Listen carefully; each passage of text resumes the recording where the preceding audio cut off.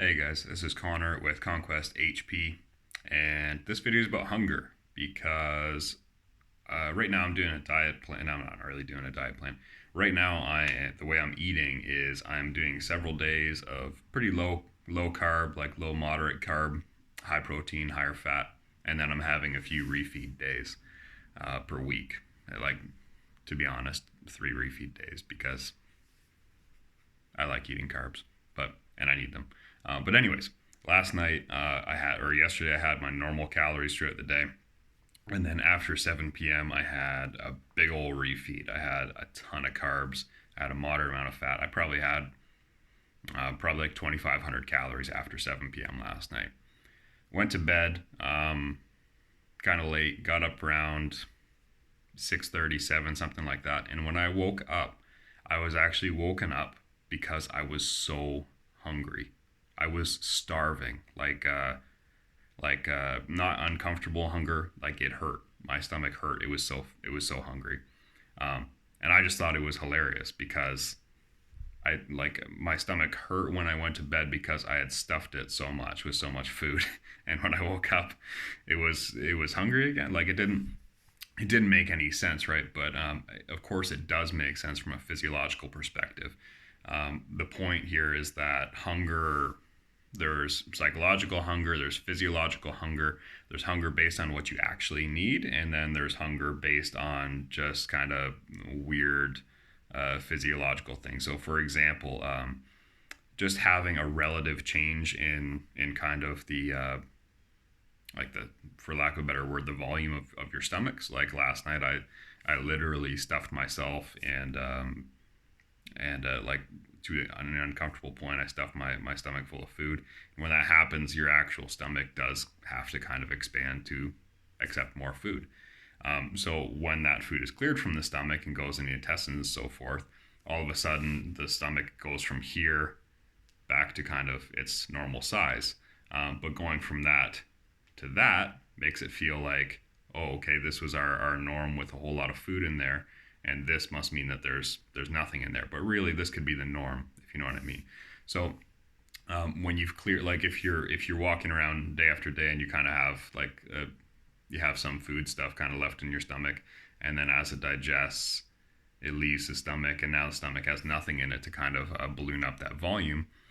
Then that's part of the hunger signal. So, like when the stomach can contract a little bit because there's nothing in there, then the stomach starts to send signals to your brain saying, oh, there's nothing in there. We're probably hungry. So, me feeling that this morning had nothing to do with how many calories I needed. It was just about how that volume of the stomach changed and my body picking up that there's a relative change there. It's a big relative change. So, we're probably starving. But this can be a huge problem if you are trying. It's what is it? It's the end of May right now. So a lot of people are, if we're going to be allowed on the beaches this year, this is the year of COVID-19. If you're allowed on the beaches this year, a lot of people want to look good on the beaches this year. I can't blame you. I want to look good on the beach this year too. So a lot of people are dieting right now, and there's a whole lot of self-love, self-acceptance, healthy at any size garbage out there. Absolute nonsense that talks about how, you know, when you're hungry, that's your body telling you it needs something, and you shouldn't deprive it and all that stuff. Nah.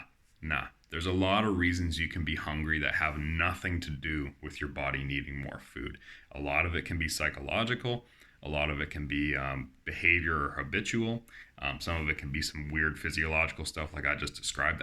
That is not me needing more food. It's not me needing more food. It's just a weird archaic mechanism that makes me feel temporarily hungry. And once I let my system kind of calm down a little bit, I'm just going to go back to the way it was. And the way I'm letting it calm down when I have those hunger pangs is I am drinking some coffee, black coffee.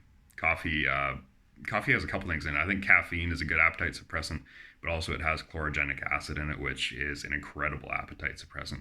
So I think there are a lot of other supplements out there that claim to be good appetite suppressants. I wouldn't know. I've never taken them. If I've been hungry in the past while dieting, while cutting down for competitions or fights or whatever it was, I always just ramped up the coffee because it works so well. So If you are hungry and you think you might have experienced something like I'm describing here, where that volume change is happening, there are some easy ways to tackle that change. Get some coffee into your system for sure. And then you can actually try to fill up the volume of the stomach by just kind of keeping a lot of water moving through it. That's a good way. If you're especially hungry right now, right in this moment, go drink like a cup or two of water and see if that helps. And then you can try to fill it up with high volume, low calorie foods like fibrous veggies, cucumbers, that kind of thing. That there's a lot of volume there, so it'll fill up that space in the stomach, but there's almost no calories. So those are both good strategies to kind of mitigate that hunger, especially when it's not based on what you actually need. And really, if you have that hunger, try to question if it is something you actually need or not, because a lot of the times when you're dieting, it's not what you need to get to your goal. Like your body, it might think it needs it because it wants you to stay at the weight you're at, or at the level of leanness or fatness that you're at, and that's not what we want. So more like this at conquesthp.com. Please hit like and subscribe if you guys enjoyed this content, and I will talk to you again soon.